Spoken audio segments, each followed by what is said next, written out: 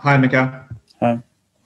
Saturday was the first time this season that Ober, Laka and Nico Pepe all started the same match, which feels quite extraordinary, really. Why do you think they haven't worked as a front three, as a trio, as well as people might have hoped when Nico arrived?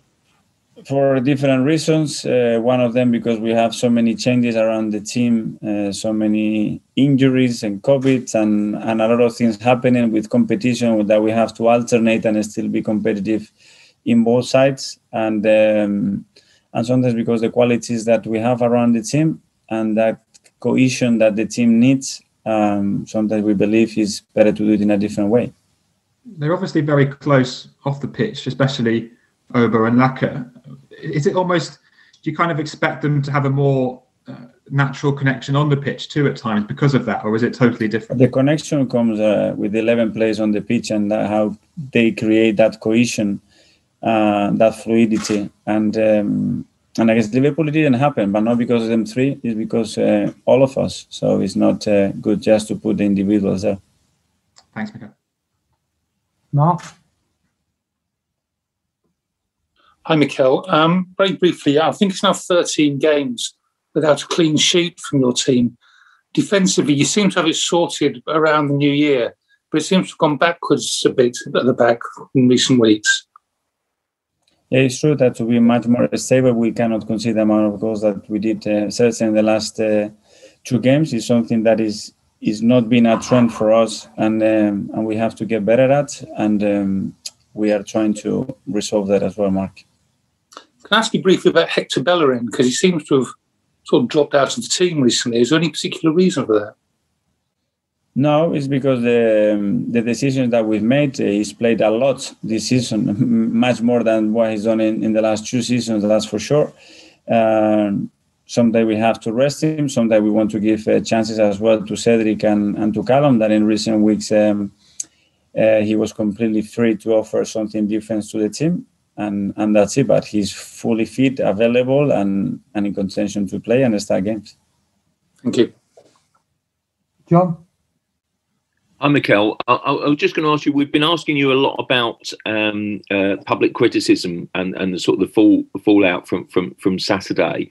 You always take a lot of that criticism and blame on your shoulders, but do the players feel it? Do you see that the hurt that sort of affecting the players, and how much does it hurt them to see that kind of criticism and sort of the fans reacting in the way that they do?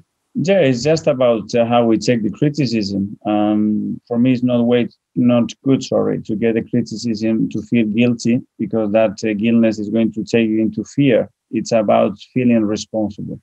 And that's for me the key word. You have to feel responsible for what we do every day, for what we do on that pitch, for the club that we represent, and then act, and not too much talking. It's time for acting. Yeah, and I guess they've just got to show that response tomorrow night, but through this competition feels like it's a last chance. It's the only way we can do it, John, because at the end of the day, it's about winning football matches, being competitive in every competition that we are involved, and win trophies. That's what we're here for. Thanks. Good luck tomorrow. Thank you. Last couple, Matt? Hi, Mikel. It's another public criticism one, I'm afraid. A different voice, though.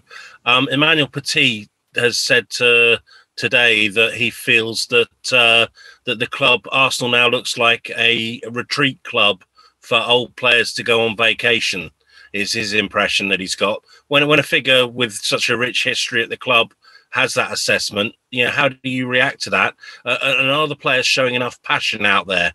That specific thing, whether they play well or badly, do you think that they're showing enough passion? I don't know. He knows the club really well. He was here in the probably most successful years at the club, and he's got that opinion. I'm here to change that opinion. I'm here to give the evaluation of what I see every day, and where we are. And I know where we are and where we want to go, and we have to respect that. Sorry, and on that specific thing, do you think the players show enough passion, whether they feel it or not? Do you think that they show it? Showing, it goes with the character. There are people that are much more introvert or extrovert, that show emotions with the body language much more than others. That doesn't mean that they didn't hurt. For sure, players that they don't have that emotion, that passion, and that commitment, they won't be in this football club. Nick? Hi, Mikel. Hi. It seems like every time we talk at the moment, we're talking about a pivotal week where there's no margin for error and the whole season hangs on this. And it's a road that we've been going down maybe since mid-February. That must be quite exhausting, mustn't it? Maybe for you and maybe for the players as well, that, constantly everything seems to be on the line every single time. I take it, Nick, every week like that. And since I joined, certainly, and I joined in the middle of a season, and then we haven't had any break and a lot of issues going on. And it was a deadline, always a deadline. You have to make a decision with a player, with a circumstance, after a result, with a competition is what it is in this moment. That's the demands that we have in this football club, and that's the role that you have to be able to fulfill and manage. And that's it. It's true. And at the end of the season, when you play for a big club and you are playing competitions, you have a deadline. You have to perform, because if not, you are out. And this is where we are.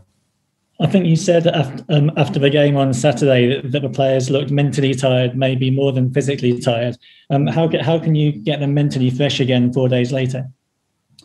It's just getting that inner energy and passion, because you have the opportunity to win something, and that energy, when you use it in the right way, is a big lift, and hopefully we can transmit that to the players so they are in that mode when they step into that pitch. Good luck. Thank you. Finally, Paul? Hi, Mikel. Hi. Could we have your thoughts on the racism controversy surrounding Slavia, and what you think of the player being banned for one match? That's completely on UEFA. There is an investigation there, and they have for sure all the evidence and what happens, and I don't to make a fair comment. Understand that. If that allegation was to be found proven, would you be in favour of strong action against both the player and the club?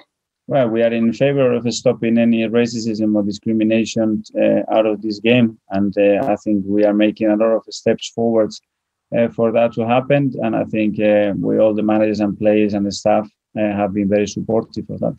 There were calls for Slavia to be thrown out if this was to be proven. Is that a course of action you would support in that event? Again, it will depend on what happens on the investigations and the rules that we have with the action that you are able to take if they determine and that happened.